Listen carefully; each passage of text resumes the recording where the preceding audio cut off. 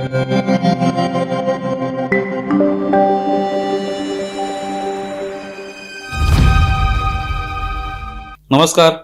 News डंकामध्ये मी महेश विचारे आपल्या सगळ्यांचं मनपूर्वक स्वागत करतो. मित्रांनो, न्यूज डंकाचं यूट्यूब चॅनल आपण सबस्क्राईब केलं नसेल तर कृपया ते सबस्क्राईब करा, म्हणजे आमचे जे वेगवेगळ्या विषयांवरचे व्हिडिओ आहेत ते आपल्यापर्यंत पोहोचू शकतील.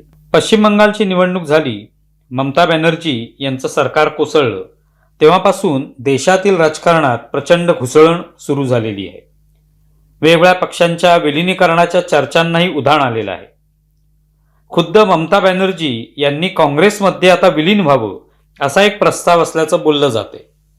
ममतांचं तसंही आता पश्चिम बंगालमध्ये काही शिल्लक राहिलेलं नाही. आमदार, खासदार हे सगळेही त्यांच्यापासून दूर गेलेले आहेत. सगळं काही विस्कटून गेलेलं आहे. मार्ग आहे तो काँग्रेससोबत जाण्याचा.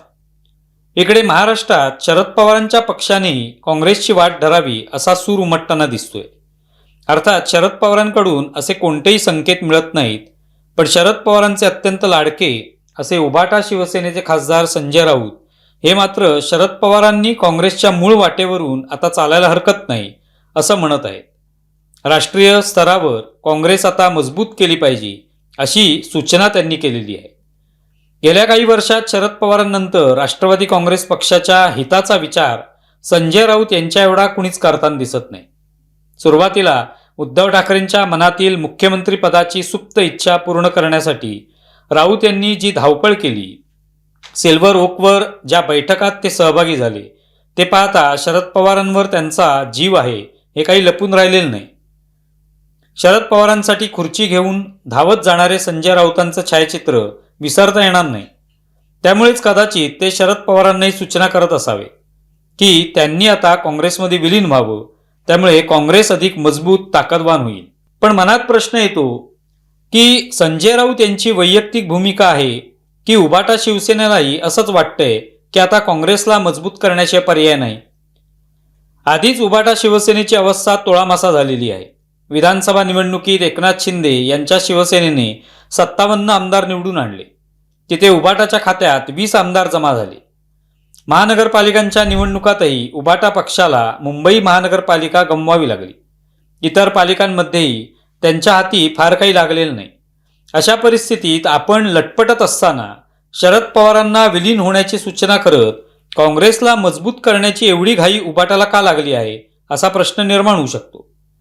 खरं तर 2019ला उद्धव ठाकरे यांनी जनाधार गमावलेल्या काँग्रेस आणि राष्ट्रवादीला नवसंजीवनी देण्याचं काम केलं. त्यामुळे काँग्रेसला बळ मिळालं तर आपलं अस्तित्व शिल्लक राहील असं त्यांना वाटत असेलही. संजय राऊत म्हणाले सुद्धा की शरद पवार काँग्रेसमध्ये विलीन झाले आणि त्यामुळे काँग्रेस बळकट झाली तर त्याचा आमच्यासारख्या प्रादेशिक पक्षांना फायदाच होईल, आमचा हुरूप वाढेल. शिवसेनेसारख्या आक्रमक पक्षाच्या तोंडून ही वाक्य खरं तर शोभत नाहीत. कुणीतरी मजबूत व्हावं जेणेकरून आम्हाला आधार मिळेल असं खऱ्या शिवसेनेने कधी म्हटलेलं नसतं. पण संजय राऊत मात्र तसं म्हणतायत. यावरून उभाटा पक्षाची हतबलता लक्षात येते. संजय राऊत जी भूमिका मांडत आहेत ती त्यांची वैयक्तिक भूमिका आहे असंही उभाटा शिवसेनेकडून स्पष्ट करण्यात आलेलं नाही. त्यामुळे ही उभाटाची अधिकृत भूमिका असेल असं मानायला हरकत नाही. एकेकाळी आमच्या शिवसेनेची काँग्रेस झाली तर पक्षाला टाळं लावीन असं शिवसेना प्रमुख बाळासाहेब ठाकरे म्हणत असत. पण आता काँग्रेस मजबूत करण्यासाठी उभाटा शिवसेना पक्ष प्रयत्नशील आहे हे पाहून आश्चर्य वाटतं. पण याला तेच जबाबदार आहेत, कारण त्यांनी 2019ला जनतेचा कौल झुगारून काँग्रेस आणि राष्ट्रवादीसोबत जाण्याचा निर्णय घेतला. मुख्यमंत्रीपदासाठी त्यांनी शिवसेनेचा बाणा सोडला. त्याचे परिणाम पुढच्या काळात या पक्षाला भोगावे लागले आहेत हे सर्वांना चांगलं ठाऊक आहे.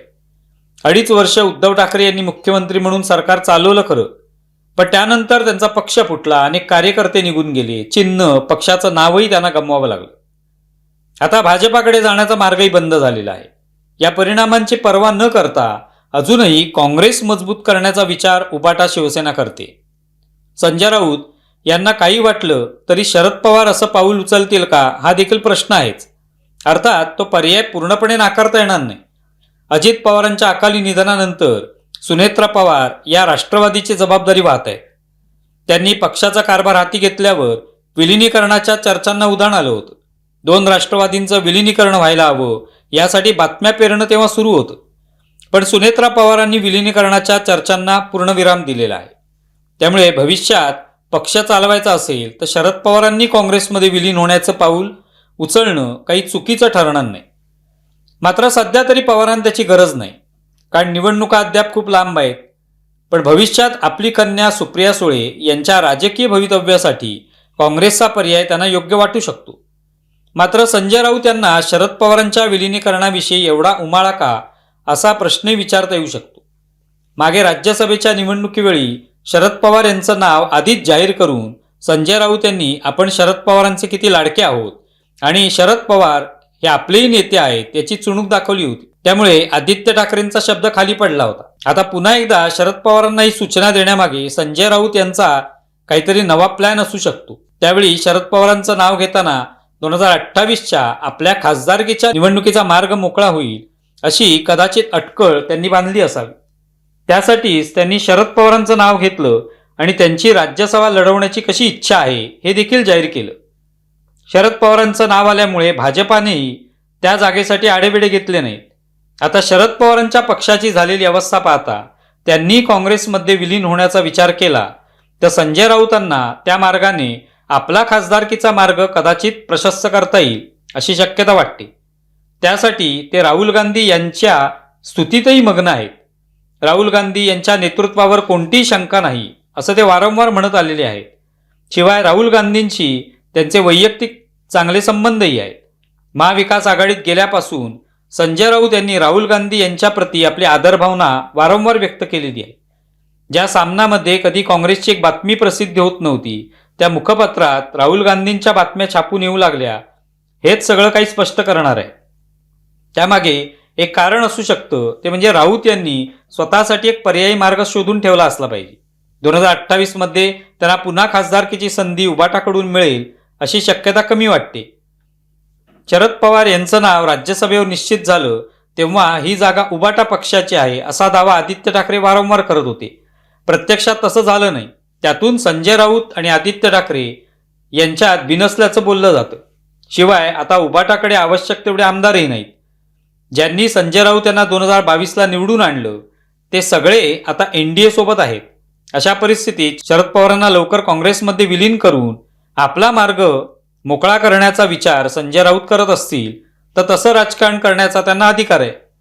पण एक मात्र खरं की ज्या शिवसेनेने एकेकाळी काँग्रेसचा कठोर विरोध केला, अगदी 2019च्या निवडणुकी आधीपर्यंत ज्या काँग्रेस विरोधात तिखट प्रचार केला, त्या उद्धव ठाकरे यांच्या शिवसेनेला आज मात्र दुर्दैवाने काँग्रेसला मजबूत करण्याचा विचार करावा लागतोय. काँग्रेससोबत गेलो नाही तर आपल्या अस्तित्वालाच नख लागेल अशी भीती त्यांना वाटू लागली. बाळासाहेबांनी ज्या काँग्रेसवर कठोर प्रहार केले त्या पक्षाच्या मजबूतीसाठी बळकटीसाठी उबाटा पक्ष आता मेहनत घेण्याचा विचार करतो हे मात्र काळाचा महिमा दाखवणारच आहे. राज ठाकरेंची युती करण्याचा प्रयत्न तर पालिका निवडणुकीत फसला. अर्थात उबाटाने आपला फायदा करून घेतला. पण मुंबई महानगरपालिकेवर मशालीचं चिन्ह लावण्यात उबाटाला यश आलं नाही. भाजपाचे दरवाजे तर बंद झालेले आहेत. राहिला प्रश्न तर तो काँग्रेसचाच आहे. त्यांच्याशी जुळवण्यापलीकडे, इंडिया आघाडीचा सदस्य राहण्यापलीकडे आता उबाटाच्या हाती काही राहिलेलं नाही, हेच खरं. तुम्हाला व्हिडिओ कसा वाटलाय जरूर कळवा. आमचा व्हिडिओ जास्तीत जास्त लाईक करा, शेअर करा आणि आमचं यूट्यूब चॅनल सबस्क्राईब करा. धन्यवाद.